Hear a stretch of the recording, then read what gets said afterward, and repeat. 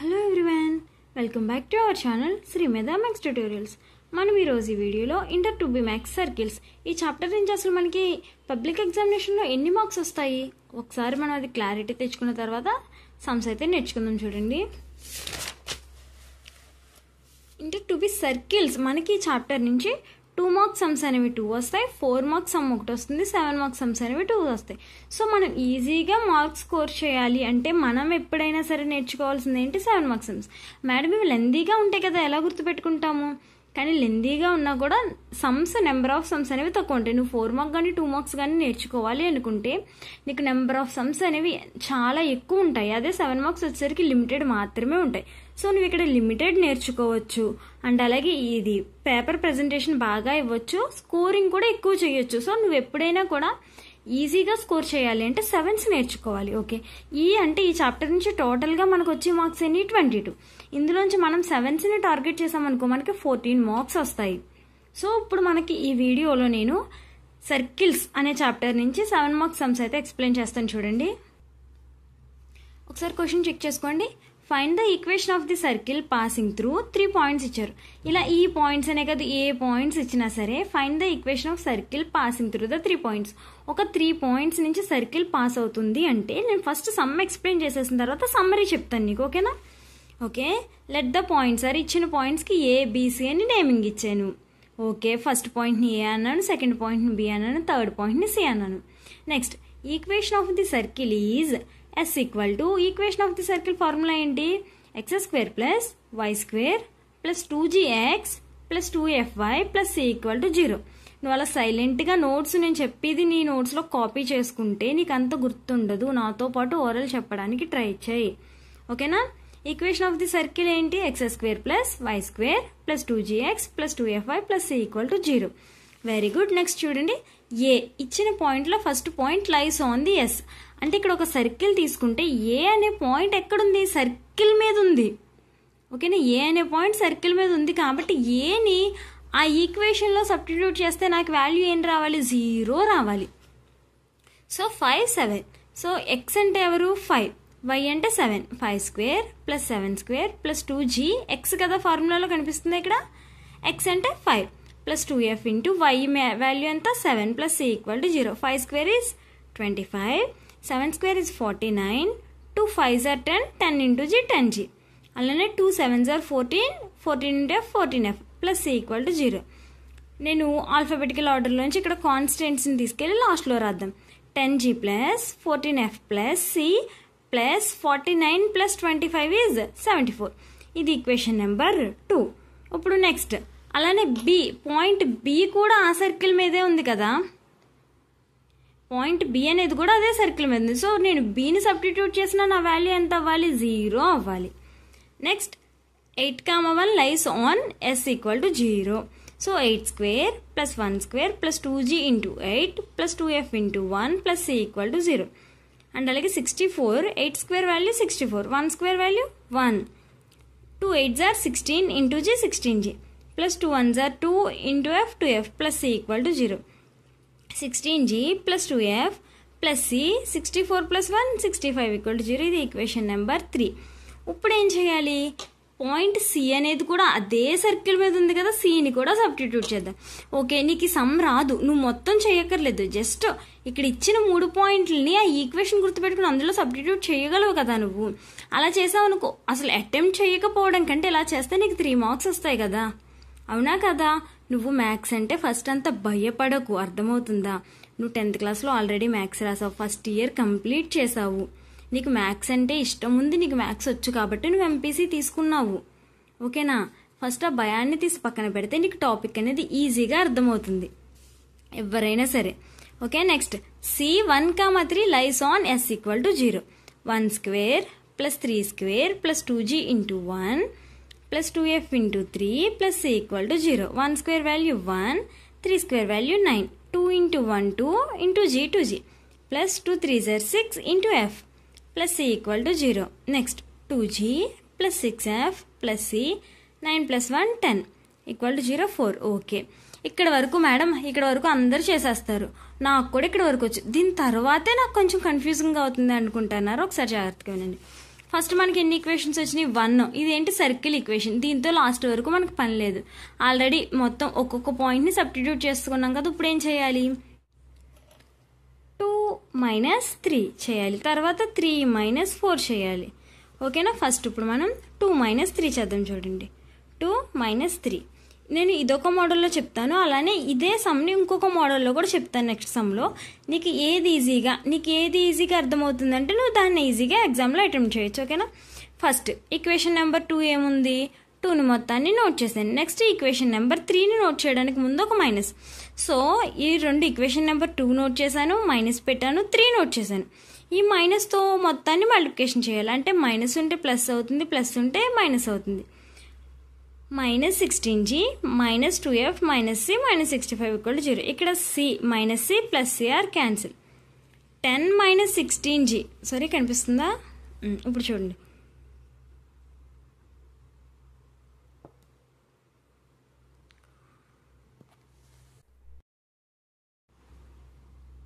So cc cancel అయిపోయిన తర్వాత మనకి ఇక్కడ 10 - 16g - 6g plus 14 - 2f, so plus 12f plus 74 - 16 5, it's plus 9 = 0. This is equation number 5.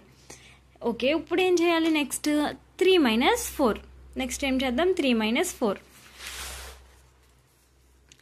16g + 2f + c + 65 -2g + 6f + c + 10 = 0. ఇది equation number 3, ఇది equation number 4. ఇప్పుడు మైనస్తో లోపల ఉన్న అన్ని నెంబర్స్ని మల్టిప్లికేషన్ చేద్దాం. చేసిన తర్వాత మనకి ఇక్కడ cc అనేది క్యాన్సిల్ అయిపోతుంది. ఎందుకు మనం ఇవన్నీ చేస్తున్నాం, cని క్యాన్సిల్ చేయడం కోసం. ఎందుకంటే మనకి ఒకే ఈక్వేషన్లో 3 వేరియబుల్స్ ఉంటే వాటిని ఫైండ్ అవుట్ చేయలేం. అదే ఒక ఈక్వేషన్లో 2 వేరియబుల్స్ ఉంటే elimination method or substitution method ద్వారా మనం ఈజీగా వేరియబుల్ వాల్యూ అనేది ఫైండ్ అవుట్ చేయొచ్చు. So 16 - 2 14 + 2 - 6, it's -4. 65 - 10, it's plus 55 = 0. This is equation number 6. Now solving 5 and 6. ఈ 5 and 6 అంటే ఏంటి, మనం cని ఎలిమినేట్ చేసిన ఈక్వేషన్స్. ఇక్కడ ఈక్వేషన్ నెంబర్ 5లో చూసుకున్నా మనకి c లేదు, అండ్ అలాగే ఇక్కడ ఈక్వేషన్ నెంబర్ 6లో చూసుకున్నా కూడా c అనేది లేదు. సో gf1 నేను ఎక్కడి నుంచి స్టార్ట్ చేశాను, gf1 స్టార్టింగ్ నుంచి స్టార్ట్ చేశాను కదా. ఒకసారి రెండు ఈక్వేషన్స్ ఇక్కడ రాస్తాను నేను, ఒకసారి చూడండి. -6g + 12f + 9 = 0. నెక్స్ట్ వచ్చేసి 14g - 4f + 55 = 0. ఓకే. నేను g నుంచి gf1 రాశాను కదా. ఇప్పుడు మిడిల్లోంచి తీసుకోవాలి. ఎక్కడి నుంచి తీసుకోవాలి, మనం మిడిల్లోంచి తీసుకోవాలి. ఈ ఈక్వేషన్ని కొంచెం ఒకసారి చూడండి. మొత్తం 3 టేబుల్లో ఉన్న మల్టిపుల్స్ అన్ని ఈక్వేషన్లో ఉన్నాయి కదా. ఇందులోంచి నేను 3ని కామన్ తీసాను. ఇంకా నాకు ఇక్కడ ఏమొస్తుంది, -2g + 4f - 3. Okay, = 0. So first ఇక్కడ ఎఫ్ నుంచి స్టార్ట్ చేయాలి. ఎఫ్ ఎంత ఉంది, 4. నెక్స్ట్ వచ్చేసి నెక్స్ట్ ఎవరున్నారు తర్వాత, కాన్స్టెంట్ నెంబర్ -3. మళ్ళీ ఇక్కడికి రావాలి, -2. నెక్స్ట్ వచ్చేసరికి 4. అంటే నేను ఎఫ్ నుంచి స్టార్ట్ చేసి మళ్ళీ ఎఫ్ వరకు రాయాలి. అండ్ అలాగే సెకండ్ ఈక్వేషన్ కూడా అలాగే రాయాలి. -4 కనిపిస్తుందా మీకు, ఎక్కడ చూడండి, -4 55 14 -4. ఒకసారి మళ్ళీ ఇక్కడ చెక్ చేయండి. నేను ఎలా రాసాను, ఎఫ్ నుంచి స్టార్ట్ చేసి ఇలా అంటే ఎక్కడి నుంచి స్టార్ట్ చేశాను, ఇలా స్టార్ట్ చేసి ఇలా వచ్చాను. ఓకేనా. యారో మార్క్స్ నీట్గా. ఫస్ట్ ఎటు వెళ్ళి నేను రైట్ సైడ్ వైపు వెళ్ళి మళ్ళీ లెఫ్ట్ సైడ్కి వచ్చాను. ఓకేనా. ఇక్కడ నుంచి వీటిని మనం మల్టిప్లికేషన్ చేయాలి, ఇలా cross multiplication. g by -4 × 55 -3 × -4 = f by 3 × 14 -5 55 × 2 and అలాగే 1/2 × 4 -14 × 4. ఓకేనా. g by -220 -12 = f by -42 -110 = 1 by -8 + 56. g by -232 = f by -152 = 1/48. వాల్యూస్ని సింప్లిఫై చేసుకున్నాం. ఇప్పుడు ఈ రెండింటిని ఈక్వల్ చేయండి, g వాల్యూ వస్తుంది. ఈ రెండింటిని ఈక్వల్ చేయండి, f వాల్యూ వస్తుంది. g by -232 = 1/48. G equal to ఇక్కడ ఉన్న ఇది జీని డివిజన్ చేస్తుంది. సో ఆర్హెచ్ఎస్కి మూవ్ అయితే ఏమవుతుంది, అది ఇక్కడ డినామినేటర్లో ఉంది కాబట్టి అక్కడికి వెళ్ళేసరికి న్యూమరేటర్లోకి వస్తుంది. -232/48 g equal to -29/6. Okay, g వచ్చింది. ఇప్పుడు f 1/-152 equal to 1/48. F equal to -152/48. ఇది ఎఫ్ ఈక్వల్ టు -19/6. నెక్స్ట్ చూడండి, substitute g f values in equation number 4. Equation number 4 అంటే ఎవరు అంటే ఎందుకు మేడం 4 తీసుకున్నారంటే ఏం లేదమ్మా, అన్నింటిలోనూ పెద్ద పెద్ద నెంబర్లు ఉన్నాయి కదా, ఎక్కువ మల్టిప్లికేషన్ చేయాలి, టైం ఎక్కువ పడుతుంది, మళ్ళీ పెద్ద పెద్ద టేబుల్స్ అన్నీ మనం మల్టిప్లికేషన్స్ చేసుకోవాలి. అదే అనుకో 2, 6, 1, 10 చాలా ఈజీగా ఉంది కదా, అందుకని 4లో సబ్స్టిట్యూట్ చేసా. లేదు, నువ్వు చేస్తున్న సమ్మలో నీకు ఇచ్చిన వేరే పాయింట్స్లో ఏ ఈక్వేషన్ నెంబర్ 2 ఈజీగా ఉందనుకో అందులో సబ్స్టిట్యూట్ చేసుకుందాం, తప్పేముంది. ఓకేనా, ఎలా చేసినా కరెక్టే. 2g plus 6f plus c plus 10 equal to 0. 2 into g value -29/6 plus 6 into f value -19/6 plus c plus 10 equal to 0. 6 cancel. 2 table 6 ni 3 times. -29/3 -19 plus c plus 10 equal to 0. ఇప్పుడు ఈ రెండింటిని యాడ్ చేసేద్దాం. -29/3 -9 plus c equal to 0. c equal to 29/3 plus 10. c value వచ్చేసరికి 56/3. Required circle ఏంటి మనం అంటే మనం రాసుకున్న equation number 1 x² + y² + 2gx + 2fy + c = 0.